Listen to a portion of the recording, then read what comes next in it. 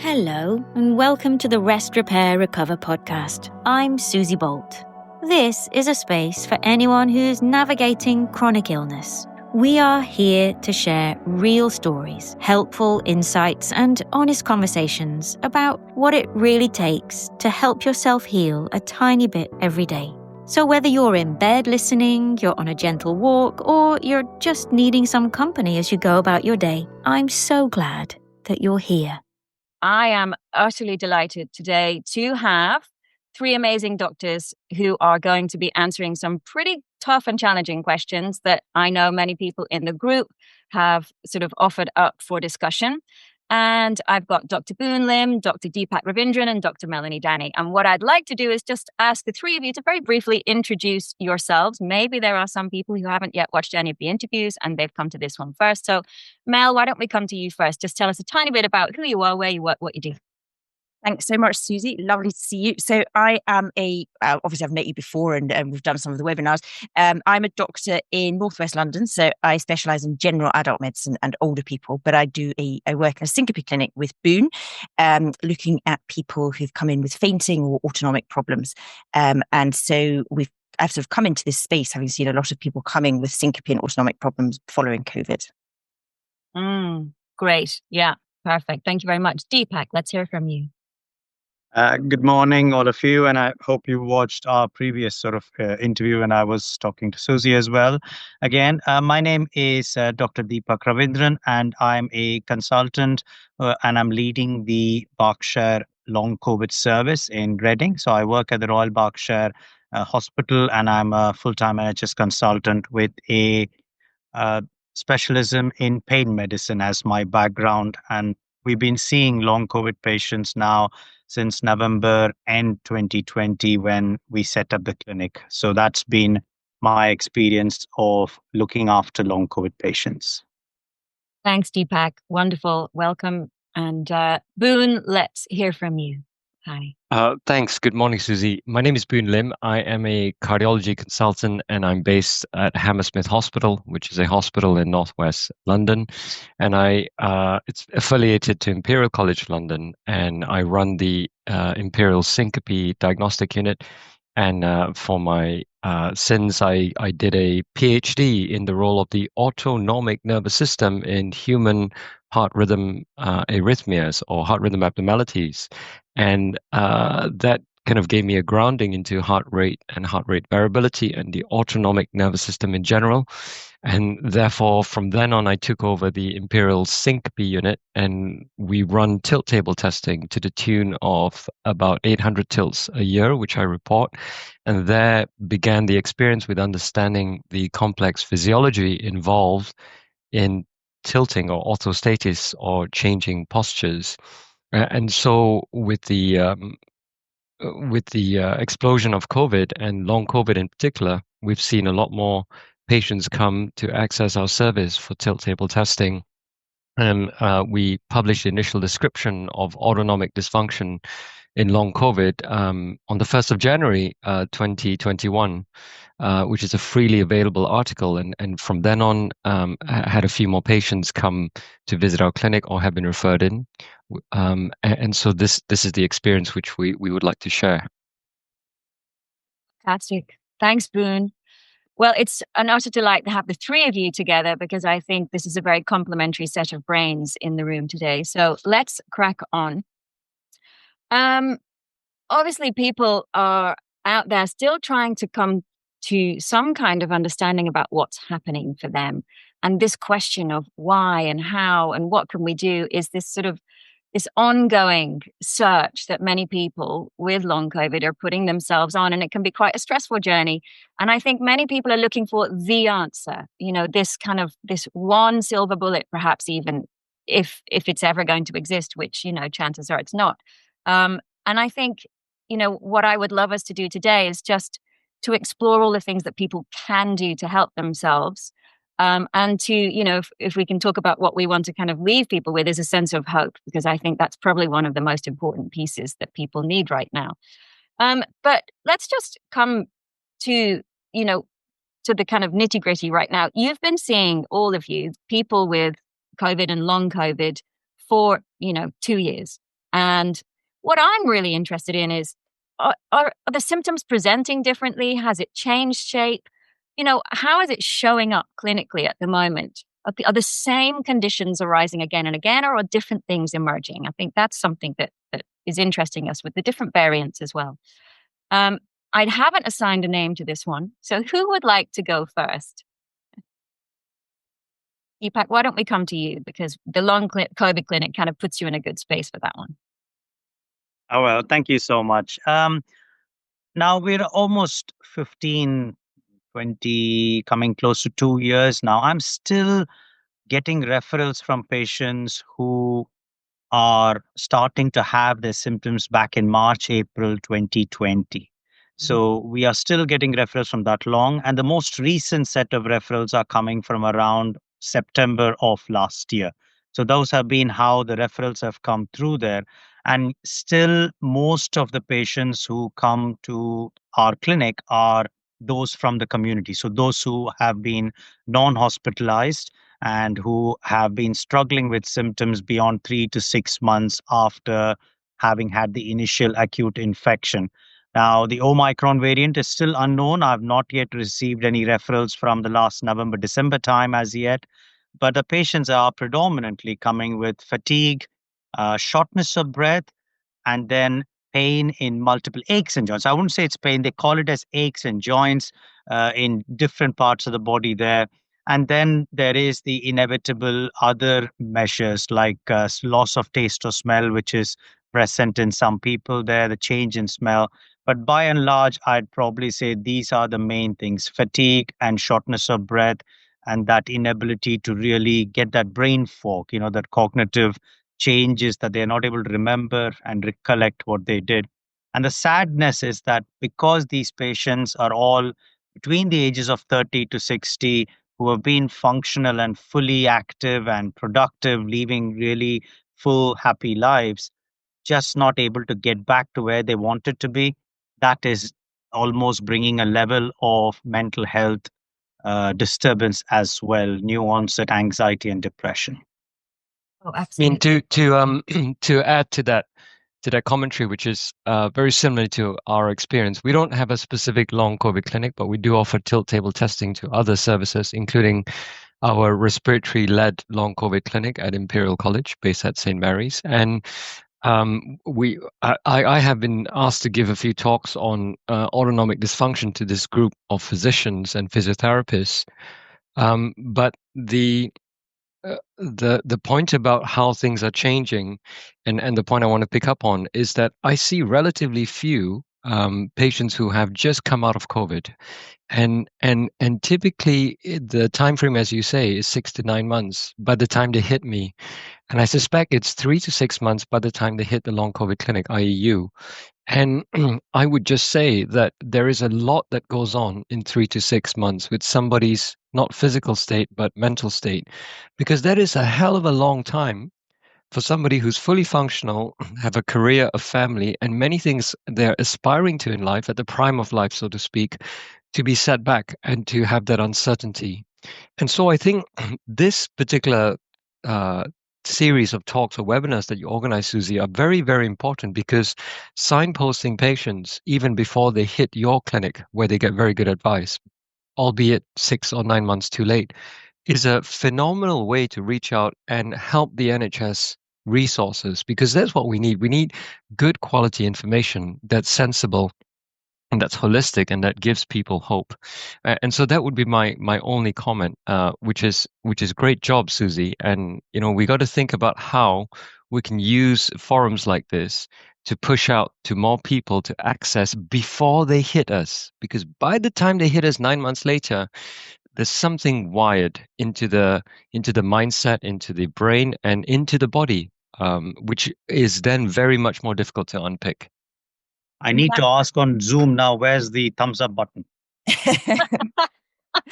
And that leads on to actually my observation, which is obviously the first time we started to see patients with long COVID, it was only really coined, I think, in the medical literature in September 2020. And people started to describe long haul COVID June 2020, so a couple of months after. And it really at that stage was this conundrum that was totally inexplicable. And patients were obviously very frustrated and coming, and nobody knew anything about it. There was a lot of confusion, a lot of uncertainty. But latterly, I would say, patients that I've seen that have been coming with symptoms feel much more informed and empowered. And by the time they come to clinic, they often have looked at webinars, they've been on online forums, often, they've been on your group, Susie, and they can come much more informed and having done some of that lifestyle and conservative measures. So it is changing, I think. And I would say that there does seem to be more, more hope, really, and people know that their course.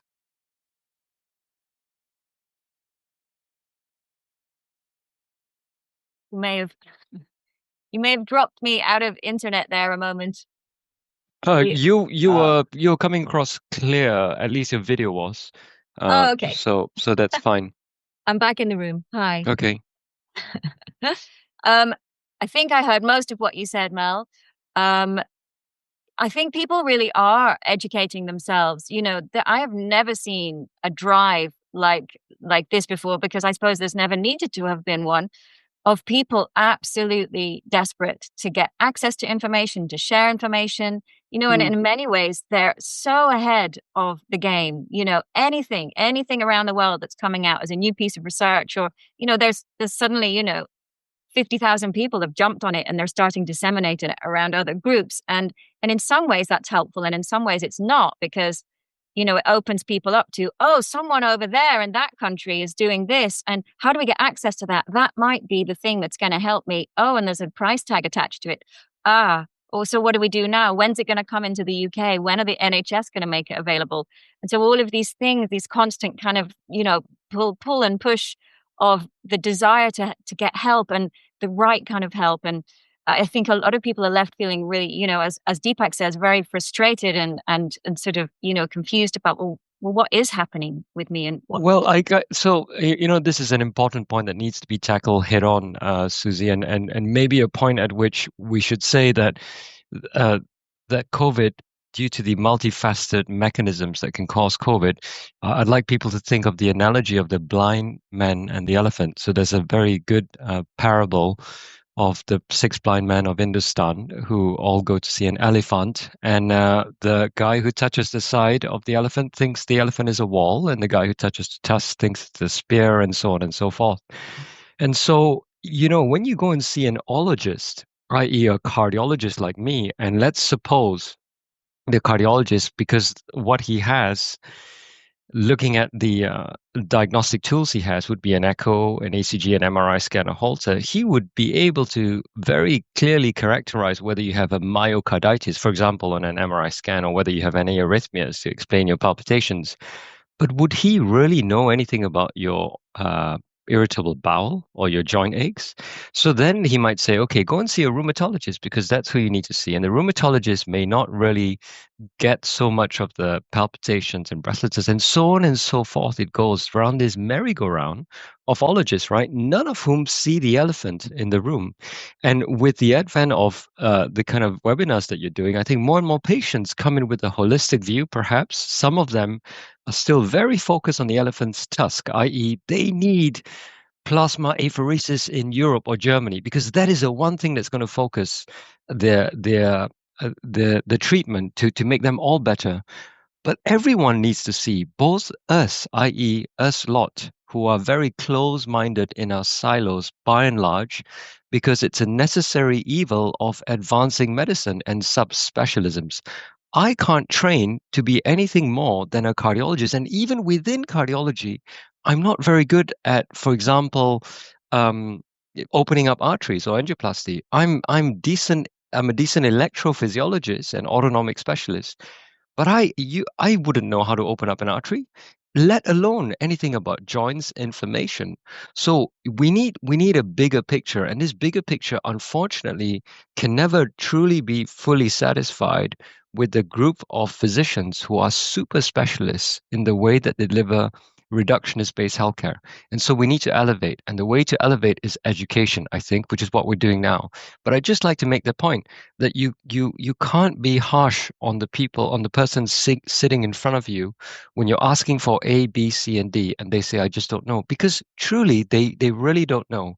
And coming away from any consult in that way, if you're a patient and you're seeing an ologist, including me, and not having that certainty of the answer that you want to have, like, what is my auto-antibody immune state? And I say, I don't know, because we don't have a test. The NHS don't commission such tests. It is going to be something that sets you back from a negative psychological standpoint. So I don't know. I just throw it out there to say that it's a very important point. When you come in to see a doctor, you have your expectations, and you exercise a bit of not patience but understanding with what's going on with this complex disease. I think, Boon, that itself, it's fantastic you say that, because that requires a great level of reflection and humility to be honest with the patient at that point to say, I don't know. I sympathize with a lot of the patients who come through, because I see both sides of it. I work in a district general hospital there, so sometimes patients get referred to me, and they are quite insistent that I have all these problems, but I have a palpitations and I'm getting chest pain when I take deep breaths, and I do need to see a cardiologist because I'm worried about this.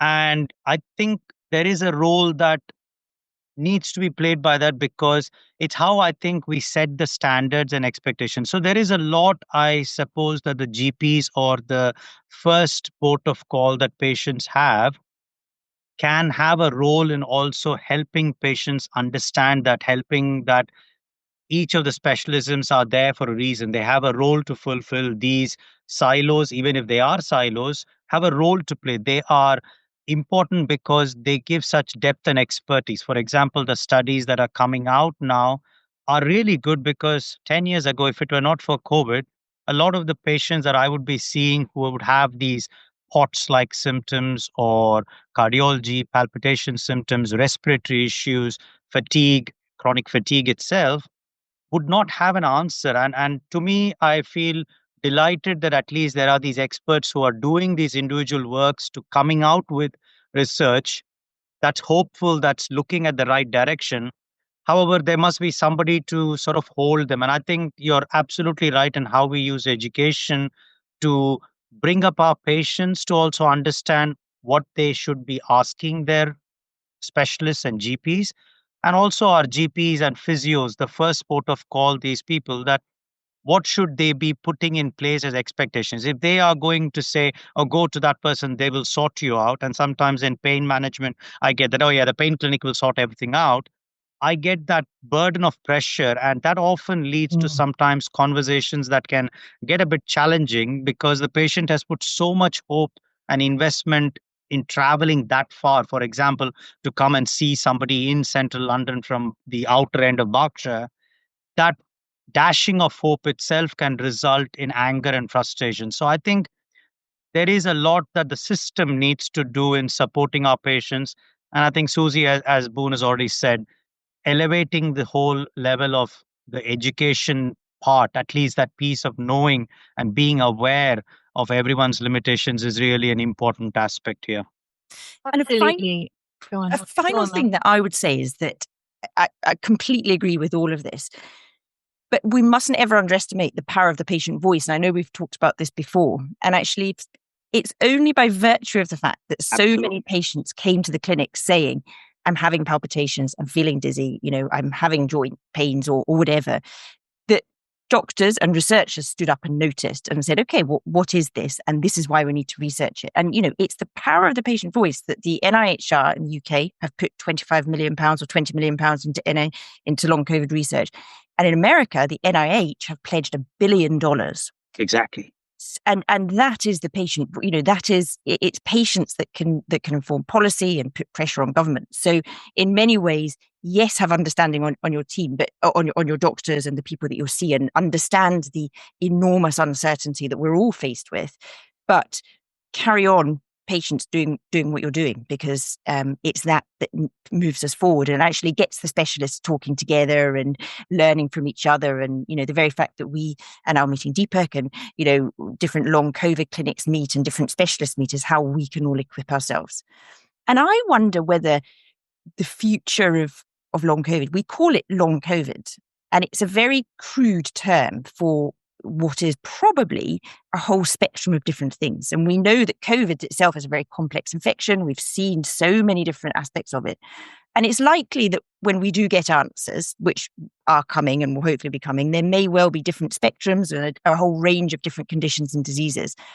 And I suppose one of the things that we need to do is learn, all of us, and it's easier to say this as a clinician as it is as a patient, is that patience and learning to sort of deal with things on a day-to-day basis while those answers come in.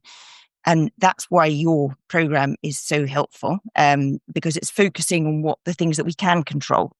So learning to control symptoms and accept them, and focusing on wellness and the things that we can do to promote and elevate our health, like rest and diet and a good exercise program. Because regardless of what those answers are, when they come, whether that's 6 months or 10 years or whatever, there are certains that we know of, which are the things that you teach, Susie, and the sort of fundamentals of health. And that is what we should be holding on to while we wait for these answers, if they ever come. Exactly. And that's always been my point. You've got yourself on the waiting list for the long COVID clinic and your appointments in 7 months' time. What are you going to do between now and then? Are you going to sit down and wait? Or are you going to do stuff that actually we all pretty much know will help at least to manage the general homeostasis of the body, which is really, really important, because you don't want to allow yourself to deteriorate even more. And actually, I think, number one is everyone needs a life raft to hang on to. So if you believe that you're doing something to help yourself, that in itself has a profound impact on your health. If you feel like that life raft is gone or isn't coming for 6-7 months, then you're drowning. You have that experience of, I am lost, I am helpless, I can't cope. And that's a whole downward slippery slope that no one wants to find themselves on, but people are finding themselves on. So, I'm a big fan of just hang on to whatever life raft is there and just hold on tight and believe in it, and it's going to take you somewhere good. And take control of what you can control. Right. Have some agency. Yeah.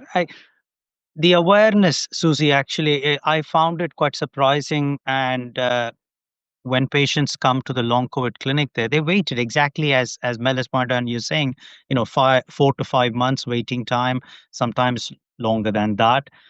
And what they have realized, and what I have actually realized, I think the surprising part was that they might have not been actually watching any kind of social media or TV. There are still people who have not gone on to certain websites because they're afraid of what they might see or hear, or they might not be able to make sense of it, and that might worry them some more.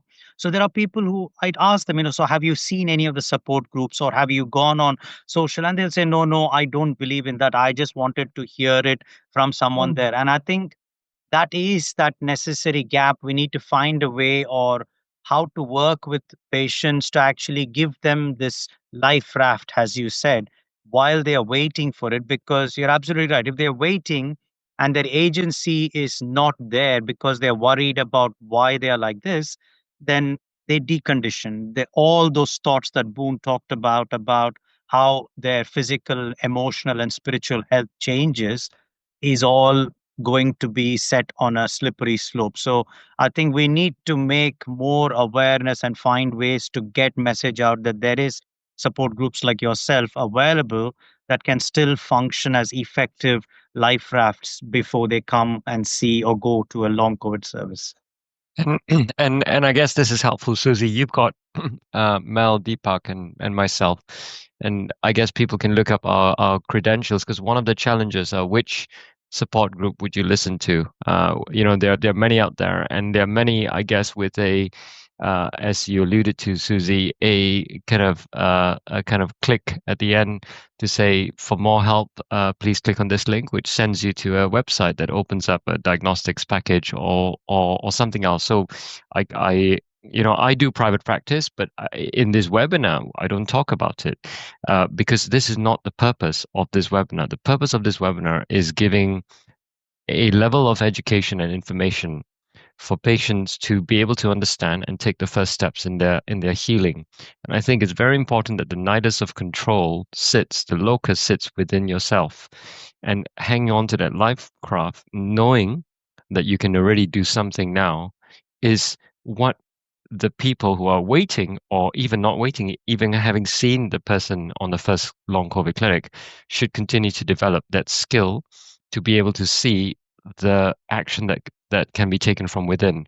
Because if you take the nidus of control outside and if you depend on Boon Lim or Deepak for that magic tablet, the magic painkiller, the magic acupuncture point, or the Botox injection that can help with your neck pain, it's always going to lead in disappointment. Whereas if you take control yourself with a broad-based educational program that you deliver in your program, Susie, it is going to be so much holistic in terms of healing, and the patient can take control back. And this sense of control helps so much with the mindset. And I guess what we do, all of us, I guess, in our clinics, and I know Mel does this, I'm sure you do this, Deepak, is we educate and we empower the patients, right? So that they come out of the clinic and they know they've got it.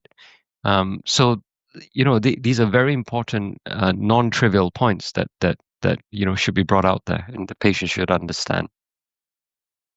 Thank you. Yeah, you're absolutely right. Oh, okay, good. So I have my list of questions that we could talk for hours, and we've always said that. We're going to stick to the next couple of questions. Okay, here we go. So Deepak, I am going to come to you. The efficacy of the long COVID clinic seems to vary wildly here, and I wondered how much clinic heads talk together and share their stories of best practice. Your clinic, I know, offers a range of complementary offerings to support clinical interventions, whereas others offer very little.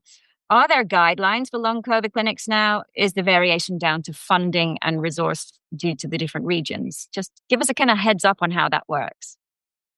Thanks, Susie, for the question there. So I got the opportunity actually to September 2020 to actually co-author a paper with Trisha Greenhalgh. I think she was in the process of writing up some work to submit to the House of Lords, because that was the point of time that there were lots of activity in the media, and we were starting to recognize that a lot of people were struggling after having COVID.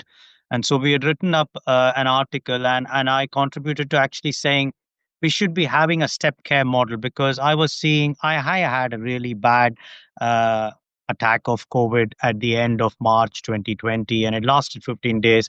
I mean, I've had my share of man flu, but that was the worst 2 weeks of my life. And I realized how long it was taking for me to get back to normal. And I saw a lot of my colleagues at that time recovering much longer than what we would have expected for a viral flu. And I was seeing the same trend across there. So I got lucky in working with Trisha there.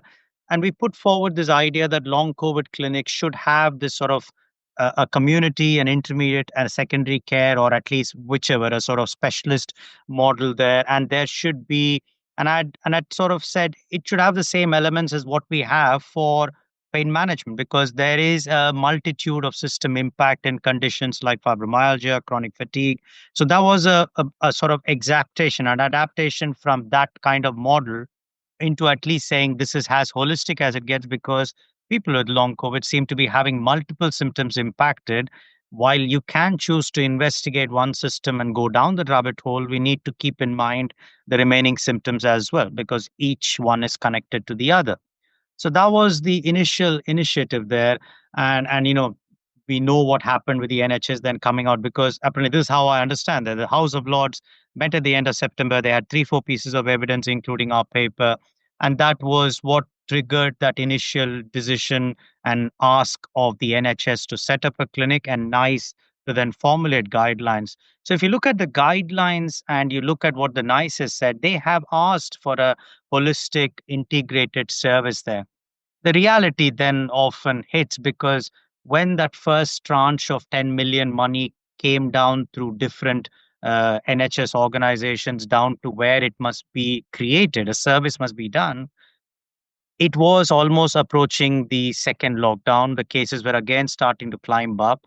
It was really left to interested people, or in most places, it would be either the respiratory teams who were most seeing the patients. And in other places, because psychology and mental health was raising up, it was the community behavior management teams that got most useful, and they were ready to take on the load. So I think that is what has led to a variation in how long COVID services are set up, whether they are set up in the community, whether they are set up in a hospital setting, whether they are staffed and led by one particular specialism or different specialism. And because I had this knowledge, and there, when the time came and the money arrived in my area of Berkshire, my organization asked, well, okay, you've been doing the stuff and talking about it. Do you want to lead on setting it up? So I brought my bias into it, into saying, well, what it should look like. But then there would be so many other people doing the same. So I think, as Boon initially said, we all come in with our particular specialisms and knowledge and biases there. Some of it may turn to be good, some of it will have its advantages and disadvantages. And I think that's why lots of your listeners on today, and even patients, will be seeing that variation in different practices. They won't understand why it is, because all of them have the badge of a long COVID clinic, and you sort of think everything should be the same.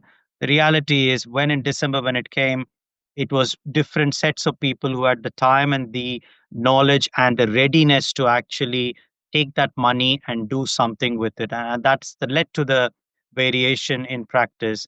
My area, I was lucky in that I had my organization backing me up to say, here you go. We've got, out of the 10 million that came cascading down, we got initially about 200,000 to 50,000. And they said, well, here you go. This is it. Here's a transformation manager for you. Here's a physio there. I had a physio and a psychology from my pain service already there. I had a GP who was looking after complex long-term conditions also ready. So I had luckily a clinical team, and I had luckily a managerial team. I had the money. So I could actually fashion it like the way I'd contributed to the article. I could fashion it in there. And then that was a time when the NHS charities came along, or rather we were becoming aware. So that was the time I said, well, why don't we get the idea as a team? We thought, why couldn't we pitch to the NHS charities and say, we are going to provide an X number of support for long COVID patients via the NHS. There's only certain evidence-based stuff we can do. But I had already realized, and I think it was probably the time that Mel and Boon were also understanding, and they already could see the patterns of the autonomic thing. To me, it seemed to be clear that if we had to calm a threatened immune and nervous system, a combined system down, then actually reaching out to simple grounding based therapies of mind body therapies, as I'd call it for simple fun, is useful. And that's where I thought, well, if I can get a bit of money and I can tell patients, I support you, I will hold your hand while we figure this out. I can give you some subsidized access to complementary therapies that you can check out, then that might just be something that keeps them engaged and has something to do. Exactly as you said, what can people do to stay on a life raft while they are waiting for something useful and tangible, or a drug or a medication? At that time, even I did not know what would turn up. But that's where the choice or thought of having some complementary therapies that are funded came along. And we got that money around June or July of last year. And we were able to make some links with community organizations to actually say, can we provide these patients with these kinds of support while we hold on and provide what the NHS is asking us to do? So I think that's where I got the opportunity, and our team got the opportunity to give complementary therapies there. I know that's very unusual for any other long COVID service there, but I think it's just a matter of right place, right time, and a very supportive management, really. Can I ask you a question, Deepak, please? Yeah. The setup you have sounds very well thought, and actually getting to the point of the patient's illness. In other words, you're seeing the full elephant in its full form, and treating patients without this reductionist siloed approach. The question I have is, to what extent can a long COVID clinic deliver this service to the masses in a forum like we have now, and in a forum that Susie's very used to running, which is a Zoom or online portal where the information is communicated by a relevant coach or trainer who is well versed at, picking out individuals within the Zoom. So suddenly you expand your service to 20 patients at a time. And if you do this 5 days a week, your long COVID wait list will suddenly come down. And is that a model that you think the NHS will pick up? Certainly. I mean, there are probably some of things I want to clarify, Boon, to understand the question right there. I think we need more people like Susie who are needing to be trained up, who should be available at a system level there, who are aware of the condition and can disseminate the knowledge and do it at scale. So that is definitely there. The money that has come up to now and that has come to each and every PCN, after the initial 10 million, another 70 million came, and totally about, I think 30 million went to primary care, and about 70 million pounds have been given to other specialist care to ensure that all areas, about 90 such long COVID clinics exist up and down through the country in England right now. So I think we overall got about 400,000 pounds, 500,000 pounds for Berkshire to set up what we have done. And in the last 3 months, we've actually worked with our community partners. Now we've got 2 more physio, psychologists, nutritionists, the whole community teams to start developing group support. So they are now going to be doing Tuesday, Thursday, and Friday groups of 20 each to take them through a long COVID program. But that is the second step. The assessment part still remains. And I think that's the piece which I feel that long COVID clinics should think about doing better, because that first assessment, for a variety of psychological reasons, I think it's useful if there is a medical personnel on board to reassure the patient that we are looking at you, we are looking after you, we are investigating what needs to be investigated, and we've made sure the explanation is as accurate at that point of time. So that's where I think I am aware that a lot of long COVID clinics have often been set up with paper triages and being seen by other healthcare professionals there. And some patients who come from Southampton or other parts or Slough or the neighboring areas, they come into us. They kind of say, well, we would have liked to seen a doctor or someone because we are worried about whether it could be heart, whether it could be lung.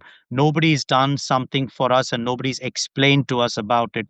And I think that's a gap we need to find out how to plug it, whether we can afford to have a doctor, a GP, or a consultant in all such clinics provide that level of first support, or can we upskill people like Susie, coaches, trainers, physios, to take on that responsibility and help to provide that. I think that's something even I don't have the answer for, and the resources I'm not sure will cover there.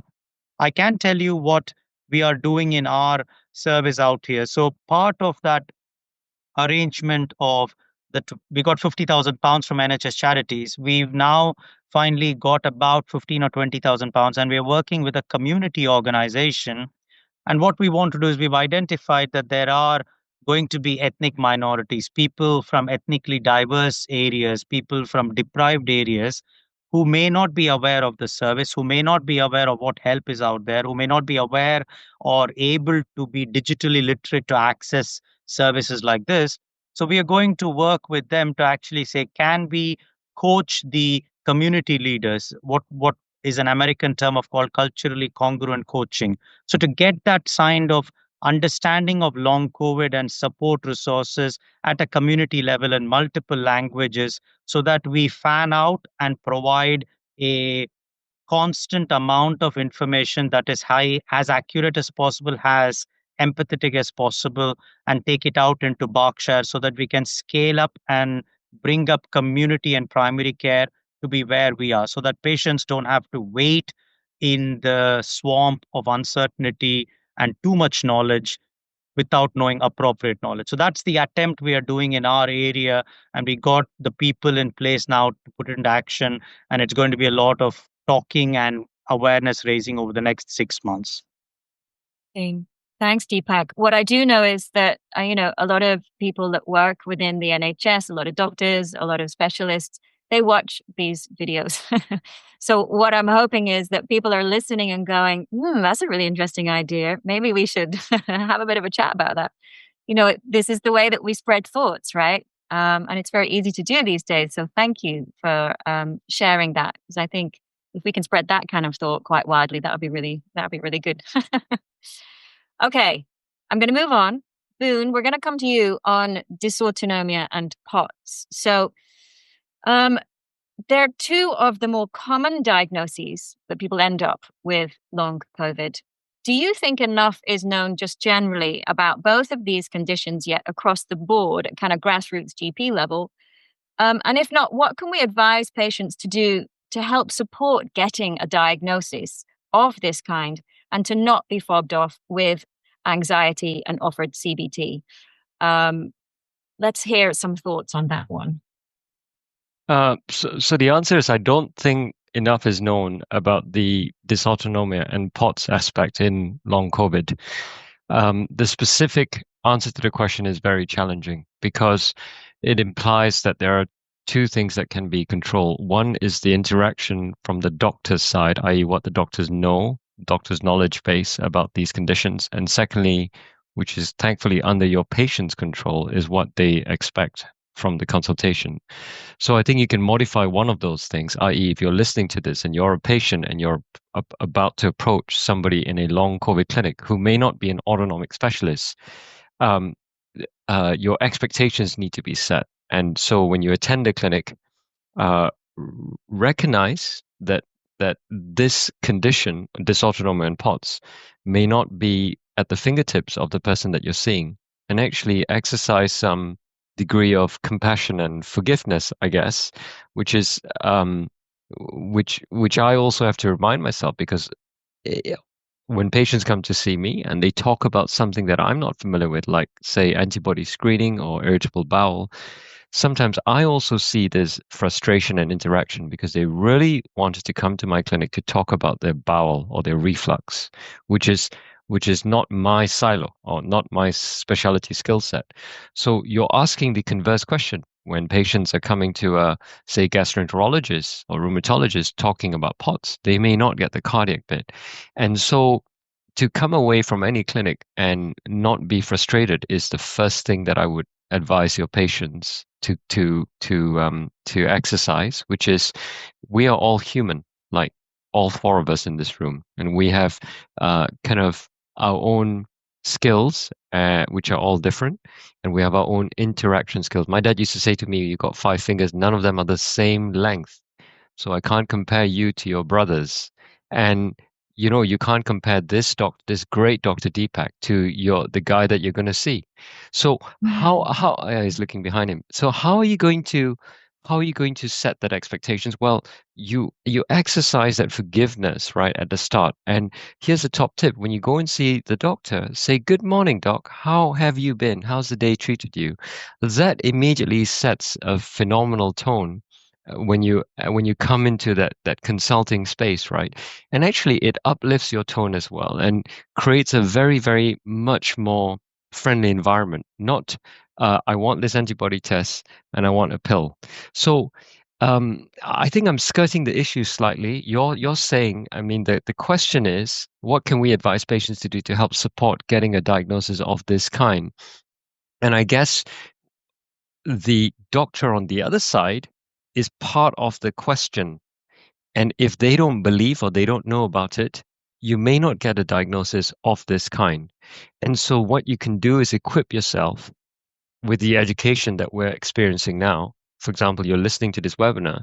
And the other thing I would say is think of your illness as almost a compass plot, right? Another way of looking at the blind man analogy is a compass plot. And a compass plot is where you have north, south, east, west.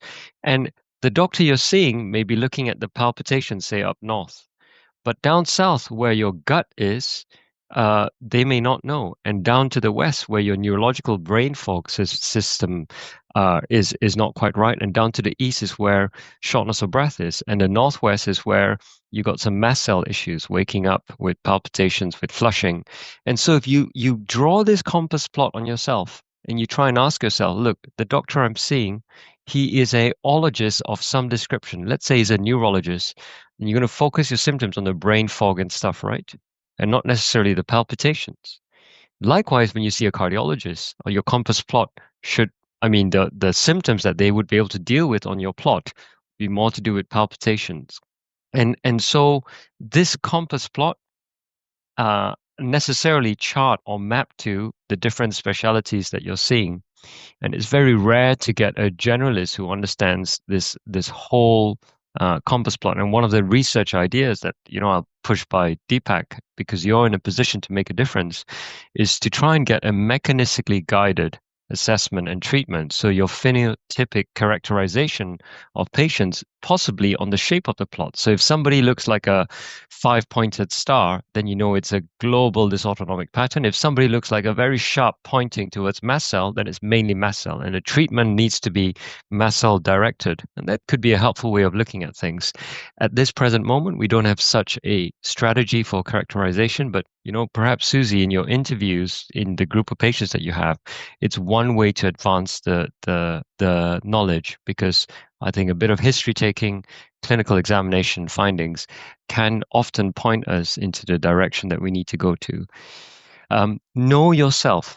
How can I not be frustrated and to be fobbed off with anxiety and CBT? Know yourself, and actually be empowered with the education that you have. So no matter what somebody says to you, you don't come out a different person from when you came in. You don't come out a different psychology from when you came into that consulting space.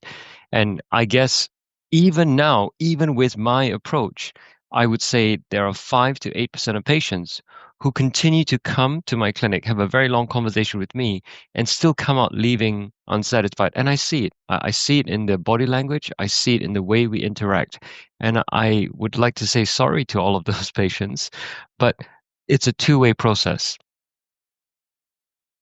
I probably say, just comment on that, Boon, actually.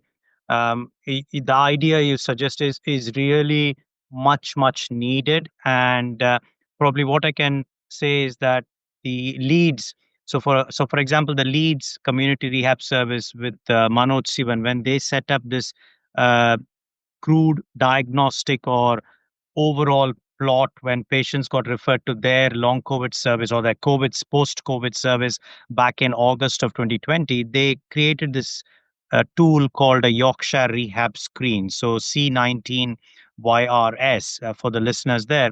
And that tool is now the sort of only validated long COVID tool by the NHS point. And that team has taken that whole tool concept to now a new app level where if people, so it is about 15 questions are asked about all the domains, and it's scored between 0 to 10 on each of the domains, whether it's anxiety, mood, bowel issues, concentration, fatigue, pain, etc. And what the app allows the doctor or the clinician using that tool to do is when they put their marks on there, it comes out as a kind of almost I can imagine a compass plot like the way you draw it there, where one might stand out a huge lot there. And that gives an indication to the clinician that out of the 15 domains, probably 4 or 5 of the domains are massively out. And that gives hopefully a way to structure the first consultation to address those points there. We had a cruder version. So we had a digital questionnaire that went out to all our long COVID patients. So in our clinic, before this virus tool came along and this kind of mappy bit came along, we had one question, and that was kind of imported again from my pain clinic, because I used to have this kind of issue that you say, that patients would come with a different expectation and then they'd sit in front of the consultation and say, we want something else. And because I can't give it to them, they are upset about it or they feel disappointed. So we changed and pivoted about 2 years in our pain service. And we used that same question in our long COVID clinic there. We'd ask them, what would you like the long COVID clinic in terms of expectations? What are the things that are most important to you for us to address first? So that was almost our question that we gave in the questionnaire to every person who got referred to our service. And we got that idea from speaking to the long COVID SOS support group. So at the beginning, when we were setting the service, we had emailed them and said, look, we are setting up the service here. What are the 10 things that you think a clinic should do? And they gave us back a whole set of points, and they wanted that actual understanding to say, we want someone to listen to us and we want someone to address our most important things, because we have 10 symptoms, but two might be more relevant. And so that was the benchmark to the question. And I still use that. And I think by far more than anything else that they may say, they will say all of these fatigue and everything. But then there are patients who would say, I want my loss of taste and smell to be addressed, or I want my fatigue to be gone. They would have a shortness of breath score of 12 out of 30, 10, but they would want the fatigue to be the one to be addressed the most. And that gave us an idea that when we get to see them, we push forward the agenda that you said, that this is your most important point. How would you like us to address that?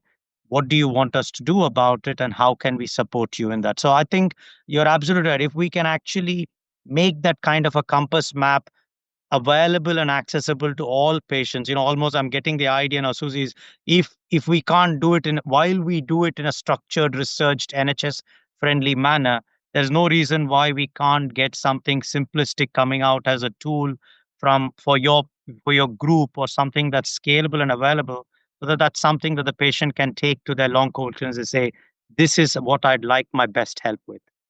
Absolutely. What I do know is, and this kind of moves on to the next question, is that there is a longcovid.org website, which has a whole ton of resources on already, which offers patients templates to take to your doctor visit, like fill in this information in advance. Because one of the things that's coming up again and again is, people know how precious these moments are that they get with the doctor face to face. They know that 10 minutes or 15 minutes that they're going to get, that's it. They might not be seen again, or everything hangs. And if you're not well and your brain fog isn't in a great place that day, and energetically, you're going to go in there and just be blinded by the importance of that experience. And then perhaps, spend the rest of your week going, oh, I didn't say, and I didn't talk about, and I didn't. And so that, it's such a wasted moment, and people really are really stumbling at that kind of hurdle. And so I think this is one of the most fundamentally important things that people can do to prepare themselves. And there are templates, have a look through longcovid.org, because it is full of stuff like that, whether or not it's actually got what you're talking about right now, which I really love. That kind of, I like the compass. For me, it works visually. Just to help people go in more prepared, so that they're getting absolutely the best that they can out of that tiny little moment, that window of opportunity to interact. So I think it's really important. Can I just add to that last question, which is that if you do think you've got POTS or dysautonomia, and you've looked at this webinar and you've read some information and you think you do, then I would agree. So I think go in as prepared as you can. And there, so get the information that you've had off this webinar, or go to the website POTS UK, for example, which has some really good information sheets. And the other thing to do that's very helpful, and I don't think any doctor would ever, to generalize, if you say, I think I've got this based on these symptoms and these findings that I've kind of recorded at home. So keep a symptom diary so that your doctor can have a look at it and see exactly what's been going on, and kind of to get a flavor of those symptoms, so that if you do struggle for words on the day, it's all written down and it's all documented in a nice way. The other thing to do is, if you have a Fitbit or a smartwatch or anything like that, and you can give a kind of range of your readings. So if you say, well, when I'm resting, my heart rate's 100, and then I get up to go to the toilet and it goes up to 160 and it stays that way all day, that it gives some very important information. If you don't have a smartwatch, you can feel your pulse and measure it. And then the other thing that can be quite helpful is getting a blood pressure machine, one that you can, an automatic one that you can get at home, and have some blood pressure recordings over the week. And then when you go to your doctor, you've got some objective information that you can say, look, these are my symptoms. I've read up on the POTS UK website, and I've looked at the criteria, which are among others, things like your heart rate rises by more than 30 beats per minute, sustained on standing, with no change in blood pressure. And I think I might have POTS. Where can we go from here? And I think if you do that, your doctor will be quite receptive to say, okay, I might not know too much about this, but let's look into it in more detail and maybe speak to a specialist. So I agree. Be prepared, equip yourself, and have some documented evidence to take with you. And then you've got something to discuss with them. Absolutely.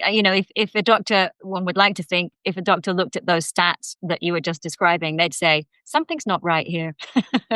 I might not know how to, explain this for you, but let's send you somewhere where we might be able to. Yeah, absolutely. So can I just, make two specific points. One, the blood pressure cuff, if you're going to get it, get an upper arm cuff. Yeah. So one that sits on here, not a wrist or not one of those watches that does the blood pressure. It's more accurate.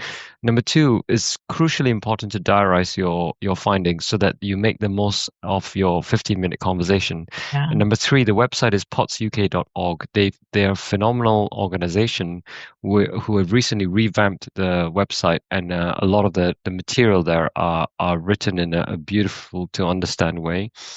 So it's worth empowering yourself with the knowledge that you could get for free. Mel and I run a resource which is free called stopfainting.com. The time that we have to put into this charitable thing is every Sunday. So it's not very developed. I think we need to throw more money at it and get more funding to get somebody like a web hoster or web designer to continue to put data there. But we also do our own webinars, and where we can help with specific things that we're seeing recurrently, we put a video up. So stopfainting.com, but potsuk.org is the formal charity with very good quality information. Perfect. Thanks, guys. Hopefully that's some really good tips for those of you listening of things that you can do to help prepare yourselves a lot more for these big moments when you get face to face with someone that you hope will help. Okay, we're going to move on. We're going to be talking about research, because I know some people were sort of saying, so surely by now, all of the answers should have been found. The research has been happening. Come on, what are we waiting for? So let me just read out this question, Mel. Can you talk a little bit about research into long COVID and how long it all takes to come into usable data? We know that projects have started, but lots of patients would like to understand the amount of time that such projects might actually take. We all watch the development of a vaccine happen in a matter of months, although I would say the foundations of these vaccines have been in development and discussion for a very long time before COVID. And people are hoping a silver bullet is also in development for something like POTS. Please help us understand how much time is needed to get usable data, which could lead to the development of a drug trial. The big question, right? So when's this silver bullet coming? We're all waiting. It's a great question, and it's so frustrating. And we think, well, we're 2 years into the pandemic. Where's the answer, and where are we going to get? So the first thing I would say, I think the answers are coming.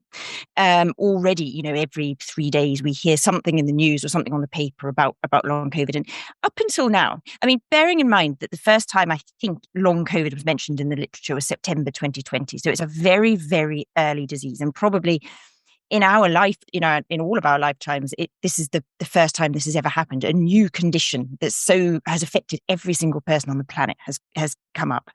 So answers are coming. At the moment, the studies that have been described have all been largely kind of observational. So clinicians like us, for example, saying, this is what we've seen in our patients. We've observed that people are coming with this problem, and could this be this? So there are a lot of observational things. And I think we all saw, there was something on the BBC News yesterday about some lung scans, and these things will continue to evolve. So as findings arise or observations arise, people will publish on it. But in order to properly evaluate something and examine something, often a larger scale research study needs to be conducted. And if it's going to be done systematically and accurately, there's normally a protocol and a format to do that. So whether it's an observational study or a randomized controlled trial. A really good website, if you want to get an idea of the breadth of the research, is clinicaltrials.org. www.clinicaltrials.org. So whenever you do a large-scale research design, you normally publish it on a public database, and this is one of the biggest ones. And if you go onto that and just type into the search criteria long COVID or long haul COVID, it will show you all of the studies that have been registered on this biggest website, whether they're underway, whether they're recruiting or not. And it's showing at the moment about 140 studies. And I'd say about a third of them are looking at long COVID itself and characterizing it. So saying, all we want to do is examine these patients, look at their hearts, look at their lungs, look at their gas exchange, look at their exercise tests, look at their brains, their nerves, their blood, and just determine what it is. And then the other studies are looking at interventions. So some of them are dietary supplements, some of them are immune medicines, some of them are drugs. But a majority, I would say, are more the things we've talked about: exercise, physio, rehab, breathing interventions, a lot of mind-body interventions. There's one about singing to help rehab. So in order to do a study of that sort of type, it is quite a long process. So the first thing, you need to get a group of researchers that say, I want to study this. That's the first thing. And then you get your collaborators. You then need to get money to conduct your study. That will normally take about 6 months to apply to a call and be given the money. And then you need to set it up. It then needs to go to an ethics panel where other researchers will kind of decide that it's an appropriate and fair study to do. You then need to run the study, which normally will take a year, 2 years. You then need to analyze the results and then publish them. So that is usually a couple of years. And that's quite a hard thing to kind of stomach. Some of the reasons that COVID obviously came together so quickly, and some of the answers and the randomized controlled trials for COVID came so quickly, were possibly because of the fact that the global urgency to it. So every single person in the world was threatened by this. So the governments and everyone else put a lot of money into it. All the drug companies had the money that they needed to kind of push out these large scale studies. And also they had so many volunteers because people just came forward to volunteer to take part in vaccine trials and everything else, unlike any other condition in modern history. So I don't think it's going to be as rapid as it was for COVID, but I do think that the kind of political drive to it and the patient voices saying this is a problem, it needs to be studied, keep studying us. And some of the patient groups have been really important in that. So in short, in terms of getting a systematic answer to some of these studies and trials that are going on, I think it will be possibly years rather than months. Myself, I don't think there's going to be one silver bullet. I think probably what we're going to learn is that this is a whole spectrum of conditions. As we were talking about this compass plot, there'll be different things, and there'll be different people that have different types of condition and different types of disease, and we will understand more about that. I do think those answers will come. Once we've characterized these specific syndromes in more detail, then particular things can be tested to see what works and what doesn't. So I wouldn't put hope in a silver bullet or a cure coming soon. And I think that is why there's so much importance in focusing on what we know that works and what is proven to work. The sleep, the gradual exercise and everything else. The other thing that I would say is, have a look on the clinicaltrials.org website if you're interested, and be aware that there are lots of, and I think one of the perils of easy access to information and social media that we've sort of touched on is the potential for misinformation. And there are a lot of websites and there are a lot of sometimes doctors or other people saying this will work, this is a cure, come and have this treatment because it works, because obviously this is an immune condition and this is an immune therapy. And I say be very, very careful if it's not been studied, because everything that we give and every medication, every intervention, you always have to think about the benefits and the risks, and everything has risks. If the benefit is overwhelming and the benefits outweigh risks, then it's something good to give. So for example, say steroids in acute COVID infection needing oxygen, we know there are loads of side effects and potential harm from steroids, but we know that the benefits are so much greater for treating acute COVID infection. And that should be the approach with long COVID as well. We need that there will be side effects for most treatments or interventions in terms of tablets or medicines, but the benefits need to outweigh them. So be very careful about thinking about interventions that you see on the website or on websites or that you hear about if they've not been studied, because the chances are there will be risks and we don't know about the benefits.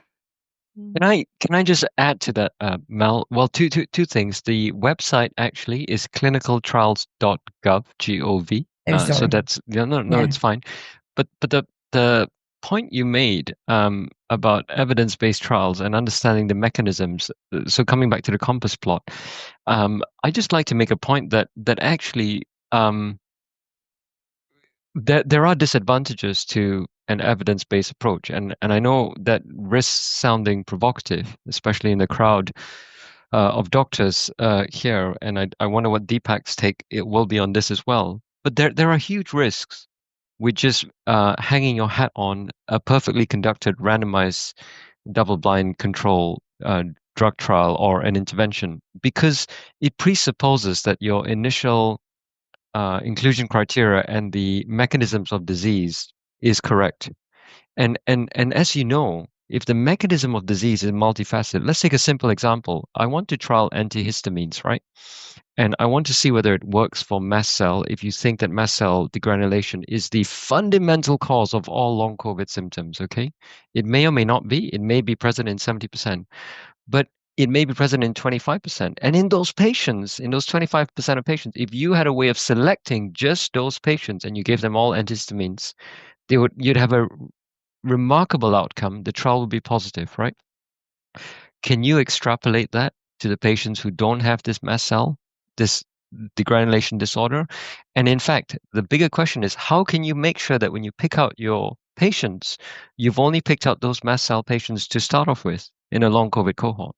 So it is such a mixed group of mechanisms that create this long COVID syndrome that when you're reading, even on clinicaltrials.gov, you may not be able, as a patient and sometimes as a physician, to read between the lines and to see what the inclusion criteria, how they screen for patients, whether that was specific enough to the question they have and the intervention they have. And so this is a very important point. And actually, coming back to the benefits of somebody with experience, and I think the evidence base from experience is called intuition, in my view. And somebody like Deepak, who's seen thousands of patients, somebody like Susie, who again runs a consistent group of thousands of patients, will know from experience because they've seen the patients and they know what works for each individual patient. And antihistamines, as you know, Susie, doesn't work for all those patients in your Facebook group. They don't. They simply don't. And for some others, including yourself, you've said before, it was like a fire that was snuffed and you were able to sleep again. And clearly it worked for you, but you can't extrapolate that to so many. And so be very careful. And you know, I wonder whether I could get Deepak's opinion on this, because don't want to sound anti-evidence based, but I also want to put out there that we all have to exercise a bit of judgment as well, and not look at this trial and think it will be the thing that solves the problem for you, i.e., no silver bullet. Still, you're muted, Deepak. I muted myself again. After 2 years of doing this thing, I should know better. Thanks, Boon, for that intro there. There's this eternal conflict we have within the scientific community there, and probably the best way to say is that there are lots of things that we've gained by doing evidence-based practice, but the complexity of the kind of healthcare problems we are starting to face now, we need to now look at what's called practice-based evidence. What are we picking up from looking after patients or seeing patterns that come through, and how can that guide us towards a better way of supporting patients and getting health back rather than disease care. And I think that's the challenge we've got to understand within our scientific community, so that we can present a slightly unified approach to patients who expect us to know all the answers. And yeah, at the outset, I'd say I don't think, without sounding discouraging to all your listeners, Susie, I don't think we'll find ever a silver bullet for this condition, because I come at it from an evolutionary point. We have always coexisted with everything else on the planet. There was somebody said this statement that if all of human beings, if all of insects vanished from this earth, then nothing would be alive. But if all of human beings vanished from the earth, life would still flourish. And we have to accept that we are always coexisting with everything, and occasionally our immune systems and nervous systems are going to be looking out and meeting a strange new person they've never seen before. and they are going to do all they can to protect us.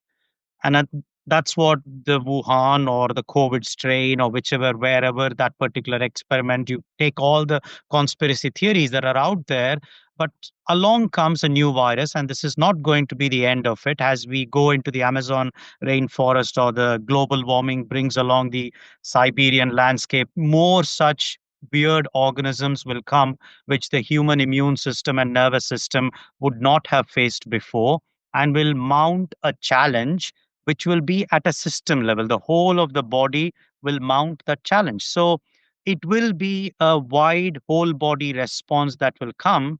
But our medical faculties have all grown up to look at it as individual organ system specialists, the oologists, as Boon has said. So we are always going to have this struggle between oologists who will know one organ very well versus an organism which will affect the entire immune and nervous system.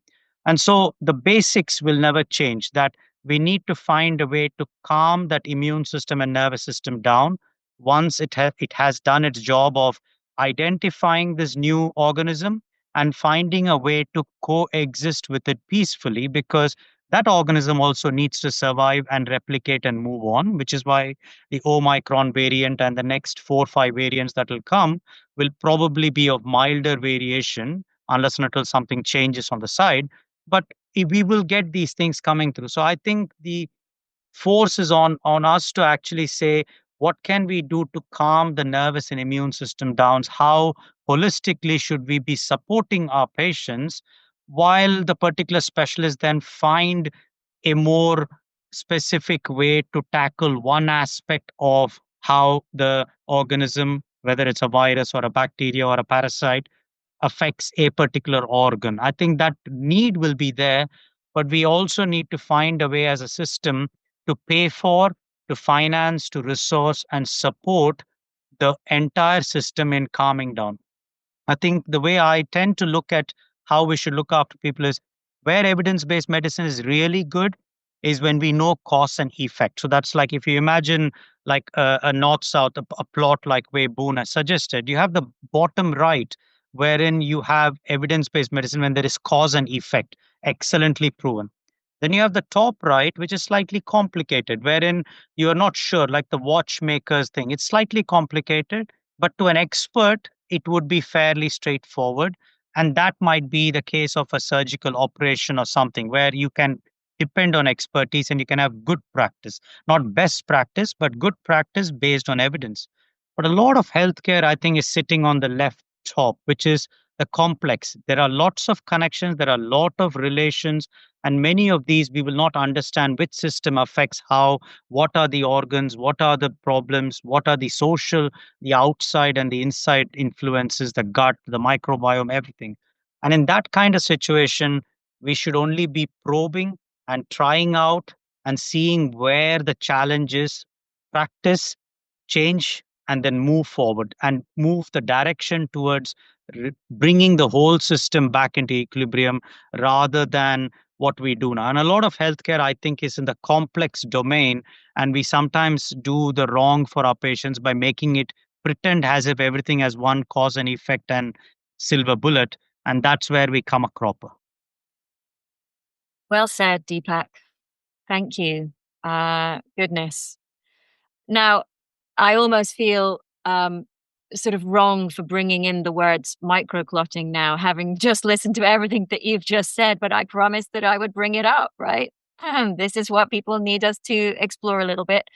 So, as you all know, microclotting has been getting a little bit of airtime, and we've got one of those life rafts floating past again that a bunch of people have gone, this could be the answer to everything, is it?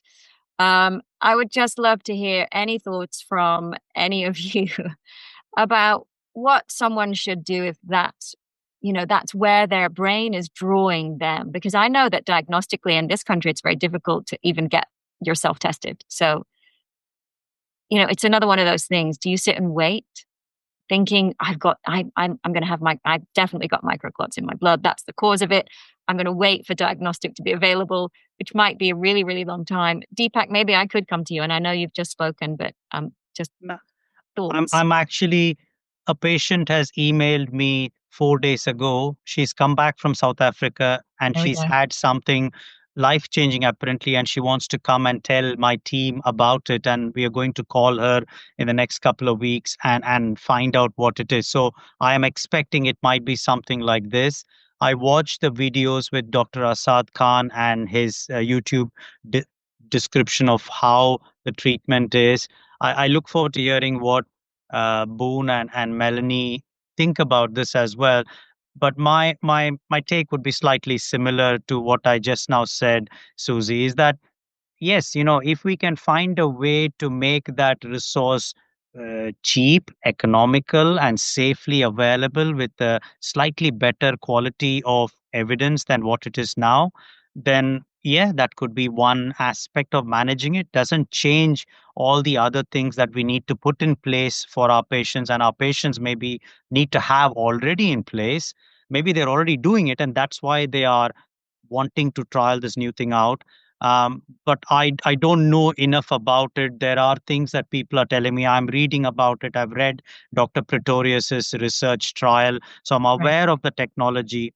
But I would need more expertise. And then if people had to give blood thinners and all that, I would be turning to specialists like Boon to say what is the right thing to do. Is it safe? Because that's again, I'm the ology who will fall short of that expertise in that front. So over to you, Boon and Melanie. What are your thoughts on this? I feel very similar to you, and I also have watched Asad Khan's videos, his BBC interview, and his video with Jez, and actually, what strikes me is that there needs to be a repeated cycling, and just so that your audience know what we're talking about, microclots are the finding of small blood clots that are floating around freely in your bloodstream that can conceivably be removed by this program called HELP apheresis. And what this means is a heparin extracorporeal LDL and cholesterol particle removal. Now, it sounds very complex, but this is a therapy that was introduced to take out the cholesterol particles in patients who were suffering with repeated heart attacks and who didn't have the sufficient response with LDL lowering with a statin, for example, which is the most commonly prescribed cholesterol drug. And so through two big needles, we put your blood through a dialysis machine. And this dialysis machine has a filter that takes out many particles. And one of those particles include microclots or blood clots. And so this has now been repurposed beyond the cholesterol market into potential treatment for long COVID. The two things to say: one, it is not without its risks. Taking your blood out, spinning it through a dialysis machine, and coming back into your system with fully heparinized is not without its risks. Number two, I need to learn a bit more and hear the evidence base and hear, exactly as we talked about with the compass plot, which patient would benefit more from this particular therapy. And right now, what I'm hearing is very, very interesting from Asad Khan, that the D-dimers and fibrinogen can be entirely normal. And so you don't have any sense that you have or have not got microclots. So if I come back to, researching the chapter of my book, which is coronary atherosclerosis, I found, and actually most people don't know this, that the most common inflammatory condition of your body, I guess, could be coronary atherosclerosis. So that means that the blood vessels that supply your arteries, your brain, your whole body are undergoing inflammation all the time. And why is it undergoing inflammation? The typical things such as a poor diet laden with sugar, processed foods, lack of sleep, stress, all these things we recognize now as a really credible source of inflammation. It's proven in so many scientific papers. Now, inflammatory responses give you a global state. The cytokines, which are specific proteins within your blood circulating in the whole body, i.e. the humoral system, or expressed by the cells of your endothelium, which are the lining of your arteries, in a very localized way, can be extremely pro-inflammatory. And guess what they do? They promote inflammation. And what does inflammation do? It promotes clotting. It promotes all these reactions, including platelet activation. So we come back to the fundamentals, right? And we understand that atherosclerosis is one of the most globally available inflammatory responses that are present in all of us who are eating the foods which we like to eat, like sugar and processed foods, and all these other things that we keep coming back to because they are fundamental in allowing this inflammatory process to continue. And I think microclotting is a subset of that. And no doubt the immune mediated trigger of inflammation can cause a degree of microclotting. And that's why I think the mechanism may make sense. But I think the treatment, specifically help apheresis, is only one very downstream treatment. It's like saying, Doc, I've come in with a heart attack. Can you put a stent in? And I put a stent in, or somebody puts a stent in, or have a bypass surgery. But they leave surgery and they keep smoking. They keep sleeping very poorly. They keep eating sugary foods. What's going to happen? So why do patients keep having to go back for the sixth, for the seventh apheresis session? And Asad Khan has said he's at 6 or 7, and he's at relapses in between. Surely, if it was a miracle cure and you took away the clots just like that, and it was a all or nothing, i.e., like a cancer. You cut away the cancer, you throw it away, and actually the body functions perfectly normally. Unfortunately, it's not so simple. The processes by which the clots are formed in the first place, assuming that theory is right, will continue to persist if you don't change something else fundamentally. So that would be my take on that. And I just add that, again, having talked about risks and benefits and everything we do, and that there is, again, on clinicaltrials.gov, there are studies looking at the hematological parameters in COVID and what changes and what doesn't. But I would agree that exposing someone to a very invasive treatment that has risks, it's an invasive treatment, it has risks, for a condition where there are no detectable abnormalities yet that we know of in conventional medicine, sounds like a treatment that's maybe going to impose risks on someone without any studied benefits. And I would be very, very cautious about recommending it until more is known. The answers may well come, but I would agree that I don't think that's going to be a bullet. Really glad to hear you all say that, because, I watch people respond to this information in, my Facebook group and in the other Facebook groups. And so many people are going, oh my goodness, well, if that's the answer, how do we afford that? And I think, one of the things that it's really easy to forget when you're actively involved in a kind of support group like the size of some of the social media groups out there now is that there are thousands and thousands of people who've got better and they've left those groups and they're not still there going, yes, we all think it's microclotting. There are thousands of people who've got better without knowing anything about microclotting. And so essentially, what I would love people to come back to is, what can you do for yourself? How can you reduce inflammation yourself? What is it that, I'm in charge of in my own home without having to leave my house or spend £3,000? What can I do? Oh, and look, there's a whole lot of stuff I can do that's free and easy and gentle and calming, and that I can begin right now. I think it's so much more empowering than thinking, how do I get to Germany to have my blood filtered? I can't ever afford that. Oh no, does that mean I'll not get better? No, it doesn't. No, it doesn't, because, there's just so many stories of recovery now, people that have gone through this journey and come out the other side slowly and gently with grace, and they're back. They're back doing lives, and they didn't go to Germany and have their blood filtered. So I think it's really important to hang on to that too. Thanks, guys.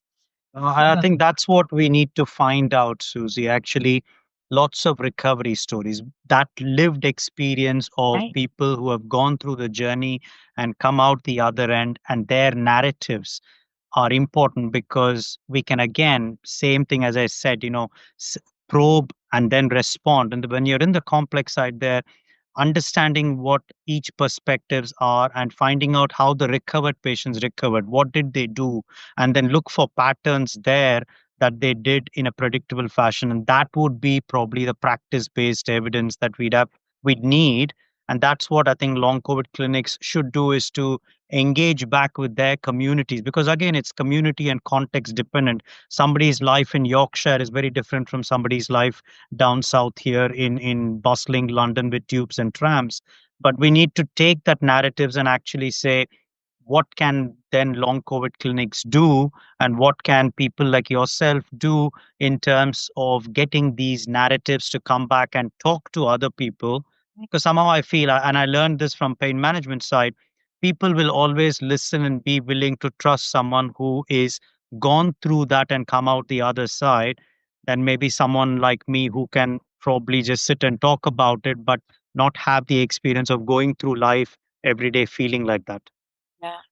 Well, I think that's one of the reasons why people, started coming to my recovery group, because I was talking their language. Here was I, a regular woman in her 40s, very busy, kids, career, and this floored me.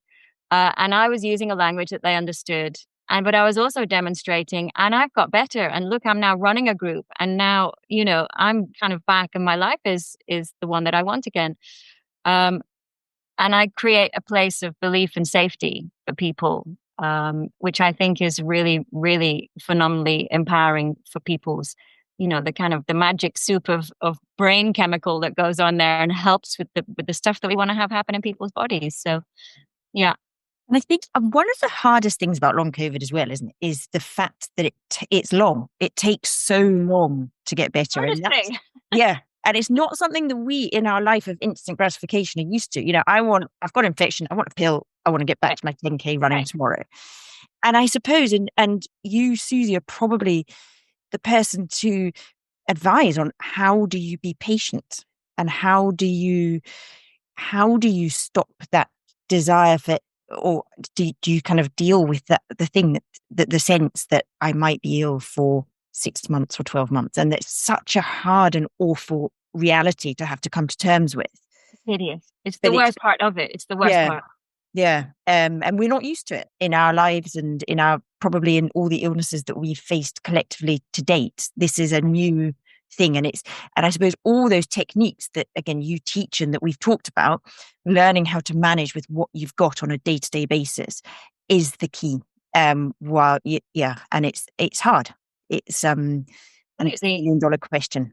The way that I describe that, the kind of key point at which I say your recovery begins, so you're ill and you get maybe more ill, and, the long COVID thing begins to emerge. And we're approaching recovery the way we approached recovery from a chest infection, a flu, a tonsillitis, whatever. We take medication, we run at something and we hit the wall with long COVID, we slide down. So we go back here and we run at it and we hit the wall again and we're sliding down, and we're just doing that constantly. And, this might be for 3 months, and eventually you sit down and go, okay, nothing that I've tried in the past has worked. So I need to accept that this is different. And in that moment of acceptance, there's a kind of surrendering to it. And that's when really understanding the old fine art of convalescence comes back into play. And we've eradicated it from society totally. Take a Lemsip, Max, and get yourself back to work, my friend. And that doesn't work with this, And so I see a wonderful rise of the literature that people are reading now, that beautiful book, Wintering, and the fine art of rest, and all of these books, they're coming back into play because people are going, I need to learn how to do this. I need to learn how to learn. Right. You need to almost relearn that. Have your listeners, or have you, Susie, read this new book by Gavin Francis, exactly as you said, Recovery, The Lost Art of Convalescence? It just came out a couple of weeks ago, and it's been fantastic there. Very small book. I'd heartily recommend that. It was in The Guardian. I shared the article on Sunday. It's there. All of this literature is becoming much more, the place that people are sort of absorbing information now. But I think number one key is acceptance, that if you keep running up the wall and looking for that cure, you're just going to keep banging your head. And then it's about sitting still and going, I need to look at everything. I need to stop what I'm doing. I need to change how I'm approaching this. I need to develop a side of me that is my healing self rather than my career self or my, ambitious self. I need to look after myself. And that's a conversation that most people have never really had to have with themselves before. And it's a tough one. I watch people trying to have it, and I can see those who are just like, I'm not doing that. Yeah, I don't have time. Yeah, it probably gives you an equal measure. I mean, in terms of response, equal measure of inspiration and anxiety or provocation. In I can see that in my patients when I try and introduce the concept as well. And I guess you face a lot of this in your group, because those guys, exactly as you said, who've got lives, careers, families, rent to make, they're not going to take to this very kindly. And so, it's very hard. Yeah. And there's so many implications. I do see people losing salaries and people having to sell their homes because they're on universal credit. I see those stories daily. And you say to them, read this nice book called Wintering, The Art of Convalescence. Why don't you just take 6 months off? How about a trip abroad somewhere? That's really going to help. And they're like, okay, I've just lost my home. My kids are now, the social services are helping. That's where I am. And we can't help right now, but so which is why I understand the call for a silver bullet. Help me, because I cannot help myself, physically can't, and that's really tough. We are, as always, we could talk forever, but I do have some really short answer. Now, short answer, guys, okay? Short answer questions. So a question about antihistamines. So how do we get off antihistamines, and what would be a good sign that the body was ready? Is long-term usage of this drug detrimental? Boon, apparently I'm to come to you here. Yeah, so I would say very simply, listen to your body, and actually normally when I prescribe it for a week on a trial basis. And if the patient does have an element of, say, mast cell activation contributing to the symptoms, and they feel benefit, just like as you described to me in the past, Susie, like within your first or second dose, it's like the fire went out, then I'd continue for 3 months. At that point, see how many times the fire was rekindled, how many times you're blowing that fire and it's starting up. And if you feel that you're completely clear, then trial for a period of 3 or 4 days off. If it comes back, then start it again and don't stop for 6 weeks to 8 weeks, and then try again. And generally, just you asked for a short answer, but the link is actually the global adrenaline or stress response is very priming of histamine or the mast cells, because what are mast cells there for? Evolutionarily, when you're facing whatever saber-toothed cat and you get scratched, for example, or you get bitten, you want a very instant reaction. So you want inflammation in that region so your white cells can come and heal the area of scarring in that battle that you've just taken. But when you're constantly on a low-level chronic stress, you don't need this spontaneous inflammation to occur. And so when you can dial down that and you're in a better place, ask yourself, is this the time to stop? And generally, that goes for all medications, including patients in whom we've prescribed midodrine, fludrocortisone, and any number of other agents that we can sometimes use, such as ivabradine, propranolol. It's always a very similar answer, which is be guided by yourself. Great. Love that. Thank you. Okay, Deepak, this one is for you. After 20 months, I'm left with painful arms, tingling hands, and numbness in my fingers. I know several people with long COVID who have similar. Any thoughts on what could be the cause and the possible resolution? It's a tricky one to give you 60 seconds on, but I'm going to see if you can do it, Deepak. I believe in you. No worries at all. I will just take Boon's answer from the last part there. Is when you're having a low level, continuous level of inflammation going on, your nervous system gets sensitized. So in patients with long COVID, this kind of multiple aches and joints and pains, we've done x-rays initially, we've done scans, we find some age-related changes, but that's not accounting for it. So the present understanding of the pain is that this is due to winding up and a sensitization of the nervous system as a whole because of the immune system being low level. So attempts at calming the immune system down using a variety of those techniques, all the lifestyle measures we talked about, diet, sleep, those would be the ones I would pay most attention to, because the medications for pain that I have prescribed or can prescribe can cause more unacceptable side effects, which patients don't like because it makes their fatigue worse. So I have found that discussing with them or discussing with your GP or clinician, make sure that the medications are appropriately taken for the right duration of time. But please, please, please focus on the other ways to calm your nervous and immune system, because that is likely to be of more greater help with lesser side effects. Nice. Well done. Thank you. You did well with the time frame. And actually, that leads really beautifully to a question about sleep. Now, actually, no, let's do adrenaline dumping, because that will follow on beautifully from sleep into sleep. So, Boon, this one is for you. Can you explain adrenaline dumping and racing heart at night? Is there anything I can do to help? So quick question is, when we think of autonomic dysfunction, it tends to be triggered when we stand upright, blood pools into lower limbs. You have a reduction in stroke volume, reduction in blood pressure, and the reaction from your autonomic nervous system is to give you a surge of adrenaline to maintain that cardiac output. So your blood pressure increases when the heart pumps stronger and you have some vasoconstriction. But it doesn't figure at night. So this theory doesn't work at night. And so when you wake up at night, not to pee, not because you're getting up on the side of the bed to pee and then you have palpitations when you're standing. That's not what we're talking about. We're talking about waking with sweatiness, with palpitations, and with shortness of breath. That, to my mind, is one of the features of mast cells. So if I had to ask a question, discerning question for me, and this is anecdotal, my experience is that this could be a sign, like you have had, Susie, that your mast cells are being active at night. And somehow when they degranulate, you don't need this orthostatic challenge anymore. You don't need to be upright to pull blood, because when the mast cells degranulate, they make your vessels all vasodilate. That means they expand.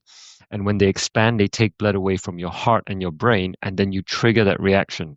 So that adrenaline dumping and racing heart at night is seldom a sign. I mean, I've looked at tens or hundreds of Holters, which are all performed, and it almost always shows sinus tachycardia.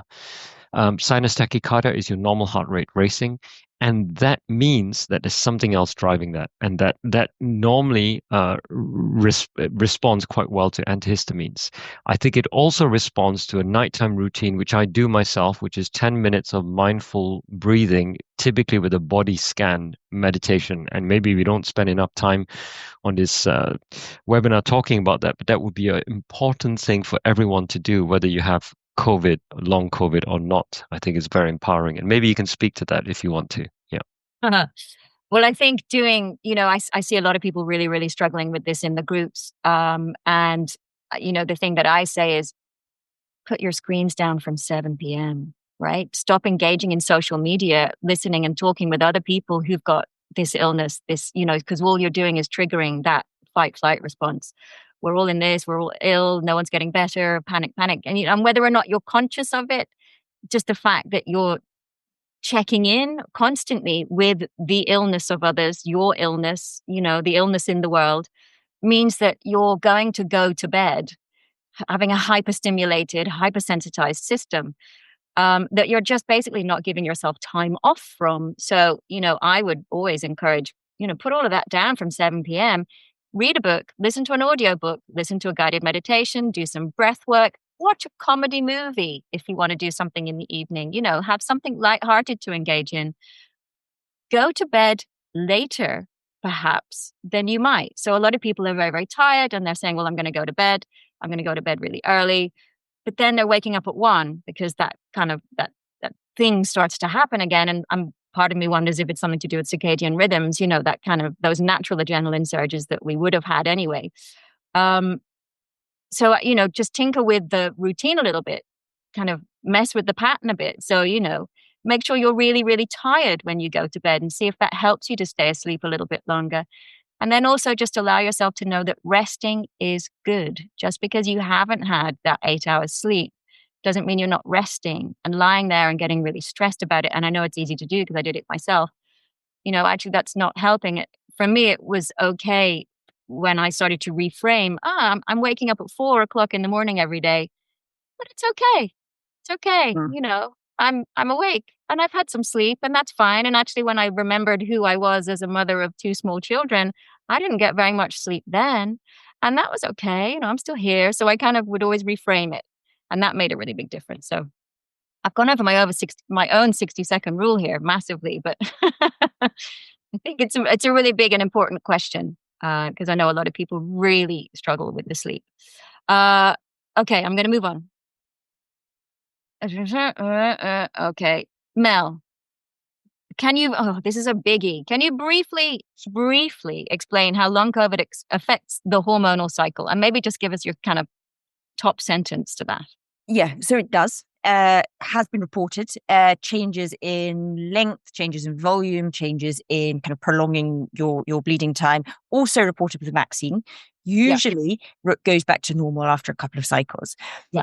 The kind of key thing to highlight is that don't attribute symptoms to long COVID if they persist. So, for example, in particular, if you have bleeding in between periods, or if you have bleeding after sex, or if you have pain that doesn't go away, that's probably not, well, that won't be related to long COVID, and see your doctor. And if things don't change after a couple of months, then your GP can help to either regulate your cycle or to help with pain, depending on what the problem is. But broadly, changes do happen. They tend to be quite non-specific and get better after a couple of cycles. And it sort of makes sense whenever the hormonal cycle is very sensitive to stress. If you're going through emotional distress or physical illness, or if you lose weight, your body stops because obviously it doesn't want to grow a baby and support a pregnant body if it's not well. So it's your body's way of saying, I'm going to hold off pregnancy while I recover. Brilliant. Susie, I probably will be asking Melanie to probably just go a little bit beyond the 60 seconds there, because I have a lot of patients asking, and my GP colleagues, my gynae colleagues, and myself, we're not sure about this concept of problems occurring around the perimenopausal period, whether it brings on menopause earlier, and the role of HRT. Melanie, what are your thoughts on that? Or rather, Susie. Can I just say something here? Because it's such a big topic. I've got a whole separate interview on the interview panel with two doctors, one who specializes in menopause, and we talk about this for over an hour. Perfect. So I've just pulled you back out of Susie.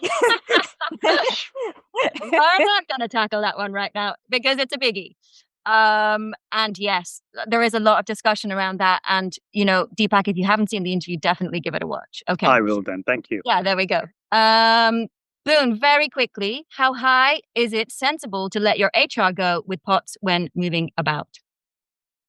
I would be guided by symptoms, not your heart rate or tracker, is the very short answer. So actually just how you feel. Stop looking at your wrist and the data that's coming in and go, actually, can I feel like I can move about? Do I feel like I'm going to die? Sorry, I need another 30 seconds. I think how you feel on the day is very important. But what's more important to prevent you from crashing onto that wall and falling down is how you feel the day after or 6 hours after. So I think when you train, you might train on a high energy day, and you might want to push yourself. Instead of a walk around the block, you might do a jog. And if you feel fine during the jog, you might say, okay, I'm good. And then you crash for the next 3 days. That's too much. So the next time you want to do the same thing and you feel so good, try and put the restraints on yourself and remember what happened afterwards. So it's very difficult for us to stay within our limits when we feel so good. So we just have to think about exercise is how we feel now, and then how we feel afterwards to inform the next exercise. Pacing explained in 30 seconds. Thank you, Boon. You guys are really good at this.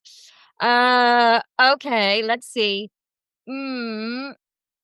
Deepak, many people are left feeling very unwell after the booster, after the vaccines and the booster, right? So sometimes it can knock people back into what feels like early stages of long COVID. They want to vaccinate, but they don't want the detrimental impact. What advice would you give a patient who's had a bad experience around this? I mean, are we talking about just stay off them for a while because chances are there's going to be another one coming out at some point, right? What are your thoughts? Because everyone has this kind of wobble around it. Yeah, and I think in the beginning phase with the first two vaccines, I probably at the outset, Melanie, I just want to, sorry, Susie, I want to keep within the 60 seconds.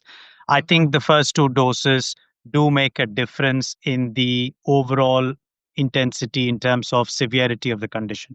So I think I would definitely recommend, as far as possible, try to get that vaccination part there and see whether you can ride out, because at the end of the day, it is just the immune system getting fired up. So previous people with symptoms may experience either, I've had both groups. I've had patients getting better with the vaccine, and I've Right. had patients getting worse for a few days to a week or 2 weeks, and then they recover again. So in all the vaccinated patients who have had flare-ups after vaccine, which has recovered back, but I'm hoping that the benefit of protection will outlast the temporary flare-up that they're having. So that's my take on there. I think the boosters and beyond there, I'm unsure of the evidence, and I watch that space with more anticipation.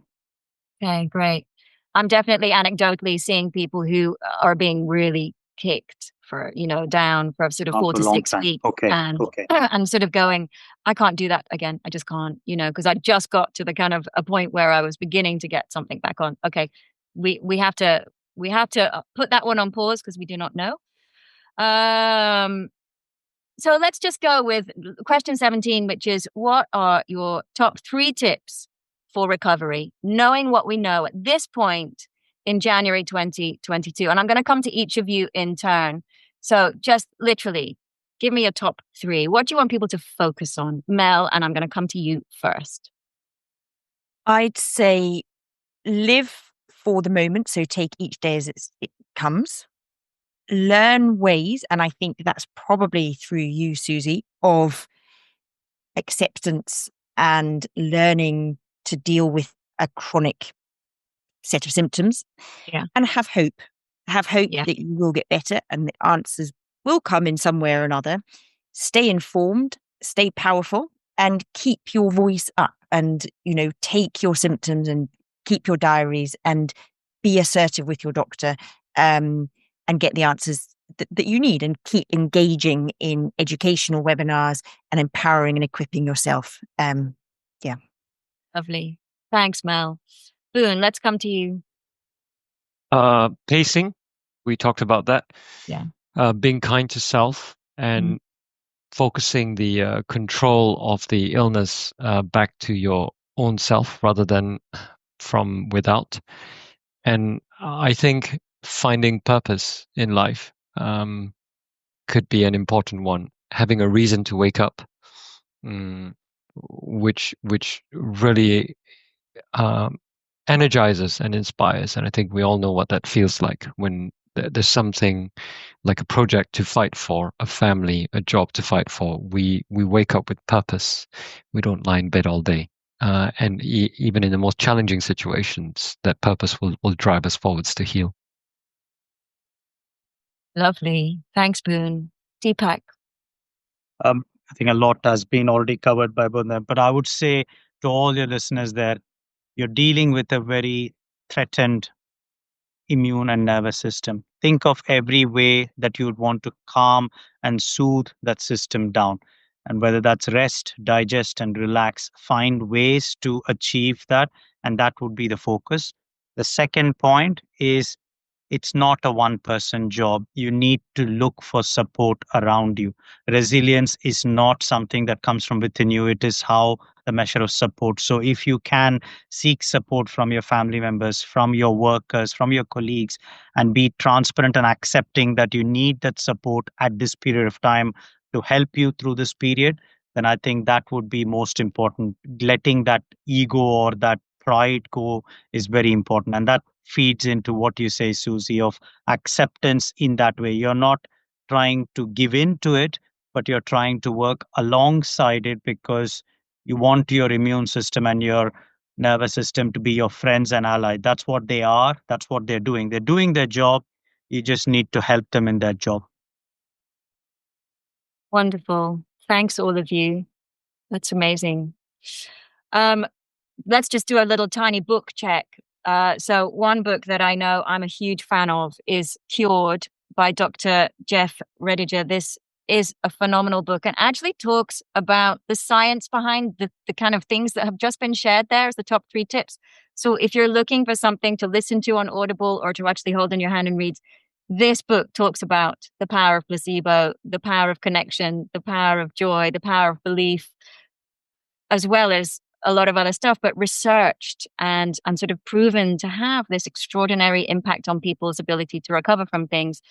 I know Boon has a great book, How to Have a Healthy Heart by Dr. Boon Lim. That one, particularly if your heart is one of your key areas of sort of concern for you, the book's incredibly reassuring, and I would, definitely check that one out. And Deepak's got The Pain-Free Mindset. Great book. He has your acronym, don't you? That kind of, what's the acronym that you use? Oh, the mindset is the play there where Mindset, right, yeah, there we go. So again, watch the interview that I've done with Deepak. We talk about the book there and the kind of the protocol that you have around managing pain. And it all works together to help us realize that there's a lot more that we can do to help ourselves recover than we think. And I think that is one of the most beautiful things that we could kind of finish this interview on, because actually we do have these extraordinary brains in our bodies that know stuff that we're not even aware that they know. Just feed them the right information and they will thrive. That's basically where I'm at. So guys, thank you very much for your time today. Of course, we've gone over time and I'm so sorry about that, but you've been amazing. I thank you all from my heart and I'm sure everyone else that's been watching this recording. Thank you so much Thank for you, inviting Susie. us, Susie. Thank you, Susie. Thank you, Susie, for having us. You're welcome. Thanks so much for listening to the Rest, Repair, Recover podcast. If this episode brought you comfort, insight, or even a little spark of hope, I'd love it if you left a review. It really helps more people find this kind of much-needed support. And if you know someone that needs to hear this too, please share it with them. I'm sending love, as always. Look after yourselves.